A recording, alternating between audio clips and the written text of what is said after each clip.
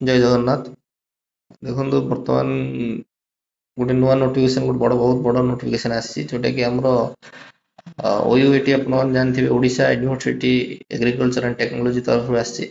ତ OUET ଯେଉଁ ଆମର ଭୁବନେଶ୍ୱରରେ ରହିଅଛି ଓଡ଼ିଶା ୟୁନିଭର୍ସିଟି ଏଗ୍ରିକଲଚର ଟେକ୍ନୋଲୋଜି ଯେଉଁ ଭୁବନେଶ୍ୱରରେ ରହିଛି, ତ ସେ ବହୁତ ଗୁଡ଼ାଏ ଭ୍ୟାକେନ୍ସି ବାହାର କରିଛି, ବହୁତ ଗୁଡ଼ାଏ ପୋଷ୍ଟ ଉପରେ ଭିନ୍ନ ଭିନ୍ନ ପୋଷ୍ଟ ଉପରେ ସେ ଭିନ୍ନ ଭିନ୍ନ ସବୁ ପଦବୀ ବାହାର କରିଛି। ତ ଦେଖନ୍ତୁ ୟାର ନୋଟିଫିକେସନଟା ଯେଉଁ ରିଲିଜ୍ ହେଇଥିଲା 19 ନଭେମ୍ବର ରିଲିଜ୍ ହେଇଛି। ଏସବୁ ପୋଷ୍ଟ ଗୁଡ଼ିକ ବି ଆପଣ ଦେଖିପାରୁଥିବେ, ବହୁତ ତାର ନୋଟିଫିକେସନ ବହୁତ ଟିକେ ବଡ଼ ଅଛି। ମୁଁ ସବୁ ତ କହିପାରୁନି, ବର୍ତ୍ତମାନ ତାର ଟିକେ ଛୋଟ ଛୋଟ ବିଷୟବସ୍ତୁ ଉପରେ ମୁଁ କହିବି ଯୋଉଟାକି ବହୁତ ଗୋଟେ ଇମ୍ପୋର୍ଟାଣ୍ଟ ରହିବ। ଦେଖନ୍ତୁ ଆମର ପୋଷ୍ଟ ଗୁଡ଼ିକର ନାମ ଏବଂ ନେମ୍ ଗୁଡ଼ିକ ମଧ୍ୟ ସେ ମେନସନ୍ କରିଛି ଏଠି। କୋଉ ଉପରେ କ'ଣ କ'ଣ ସବୁ ପୋଷ୍ଟ ହୋଇଛି ଆପଣ ଦେଖନ୍ତୁ ଭଲସେ।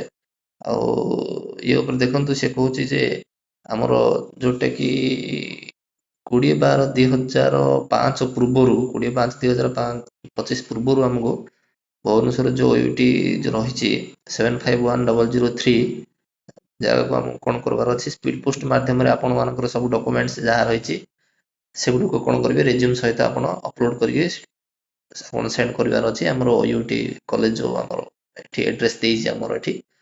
ତାପରେ ଦେଖନ୍ତୁ ସେ ଫିସ୍ ମଧ୍ୟ ଲେଖୁଛି ଯେ 700 ଟଙ୍କା ଦରକାର, ତ 700 ଟଙ୍କା ଆପଣ ଫିସ୍ ବି ବାନ୍ଧିବାକୁ ପଡ଼ିବ, ଯୋଉଟାକି ଆପଣ କିପରି ବାନ୍ଧିବେ ସେଠି ଏ ଜାଗାରେ ବି ଲେଖୁଛି ଦେଖନ୍ତୁ।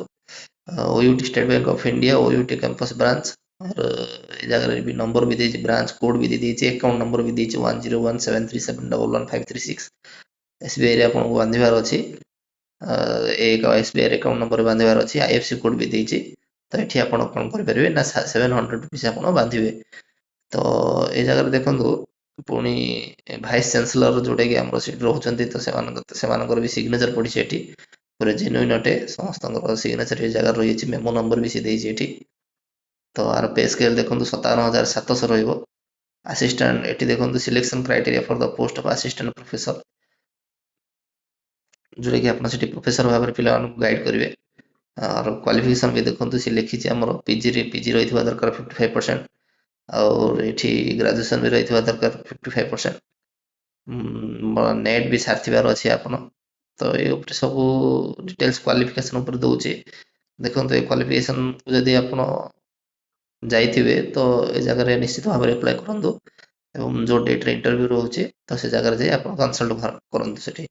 ଆଉ ତାର ସିଲେକ୍ସନ୍ ପ୍ରୋସିଜର ବି ଦେଖନ୍ତୁ, ଏକାଡେମିକ୍ ରେକର୍ଡ 40% ଦେଖାଯିବ, ରିଟର୍ନ ଟେଷ୍ଟରେ 30% ଦେଖାଯିବ, ଭାଇବା ଭୋକରେ 20% ଦେଖାଯିବ, ଆଉ ଏଠି ରିସର୍ଚ୍ଚ ପବ୍ଲିକେସନ୍ ଯୋଉଟାକି ରହୁଛି 10% ଆପଣଙ୍କର ଦେଖାଯିବ। ତ ସେ ଭିତରେ ଆପଣଙ୍କର ଯାହା ବି ପରସେଣ୍ଟେଜ ବାହାରିବ ତ ସିଲେକ୍ସନରେ ଆପଣ ମେରିଟ୍ ଲିଷ୍ଟ ତିଆରି ହେବ ସେଠି। ଦେଖନ୍ତୁ ଇଏ ତ ଜେନେରାଲ ଇନଷ୍ଟ୍ରକ୍ସନ୍ ଯୋଉଟାକି ମୁଁ ପୂର୍ବରୁ କହିଲି, ସେ ହିଁ ଆଡ୍ରେସ୍ ଦେଇଛି ସେଠି, ସେମିତି ହିଁ ଦେଇଛି। ବାଇ ପୋଷ୍ଟରେ ଆପଣ କରିବେ, ତାର ଜାଗାକୁ ଆପଣ ମେଲ୍ କରିବାର ଅଛି। ତାର ଇଏ ଦେଖନ୍ତୁ ଆପ୍ଲିକେସନ୍ ଫର୍ମ ବି ଏଠି ସେ ଦେଇ ଦେଉଛି।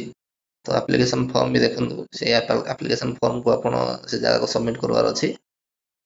ଦେଖନ୍ତୁ ପୁରା ଆପ୍ଲିକେସନ୍ ଫର୍ମ ଦେଇଛି ଏଠି ସେ, ଦେଖନ୍ତୁ ପୁରା ଆପ୍ଲିକେସନ୍ ଫର୍ମ ଅଛି ଏଠି। ଓକେ, ଆଉ ଆଶା କରେ ଯେଉଁମାନଙ୍କର କ୍ୱାଲିଫିକେସନ୍ ଥିବ ଏବଂ ଏଲିଜିବିଲିଟି ଯେଉଁମାନେ ହେଇପାରୁଥିବେ ଏ ଜାଗାକୁ ଇଣ୍ଟରଭ୍ୟୁ ଦେବା ପାଇଁ ବୋଲି, ସେମାନେ ନିଶ୍ଚୟ ଯାଇ ଦିଅନ୍ତୁ, କାରଣ ସାଲାରୀ ପ୍ୟାକେଜ୍ ବହୁତ ଭଲ ଅଛି, ବହୁତ ଜେନ୍ୟୁଇନ୍ ଅଟେ, ଯୋଉଟାକି OUET ଆମର ଓଡ଼ିଶାର ଭୁବନେଶ୍ୱରରେ ରହିଅଛି। ତ ବିଳମ୍ବ କରନ୍ତୁନି, ଜଲ୍ଦି ଏହାକୁ ବାଇ ପୋଷ୍ଟ ଦ୍ୱାରା ପଠାନ୍ତୁ, ଏବଂ ଯେଉଁମାନେ ଏଲିଜିବୁଲ୍ ରହୁଛନ୍ତି ସେମାନେ ନିଶ୍ଚୟ ଯାଇ ସେ ଜାଗାରେ ଇଣ୍ଟରଭ୍ୟୁ ଦିଅନ୍ତୁ। ଯେତେ ମାତ୍ରାରେ ପାରିବେ ଟିକେ ଭିଡ଼ିଓଟିକୁ ସବୁ ଜାଗାରେ ସେୟାର କରିବେ, ଏବଂ ଲାଇକ୍ କରିବେ ଏବଂ ସବସ୍କ୍ରାଇବ୍ କରିବେ। ରହିଲି, ଜଗନ୍ନାଥ।